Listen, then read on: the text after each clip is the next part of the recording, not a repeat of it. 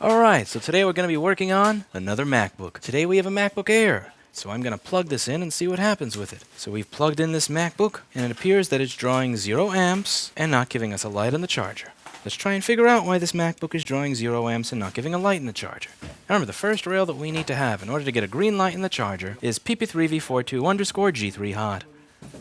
And we get 1.2 volts on pp3v42_G3 hot. Now, if we zoom in over here, do you notice something? What do you notice? Ooh. What are you?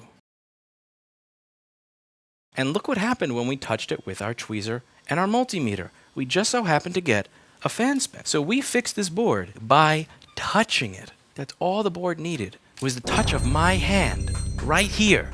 And it worked. Send your board to rossmangroup.com. Send your macbook.com. to pay $325 for me to touch the board with my tweezers. You will be healed. All I had to do was touch the board with my tweezers. These bent Hacko tweezers, and it's healed.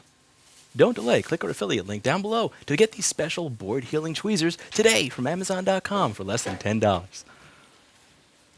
We may receive revenue and affiliate revenue.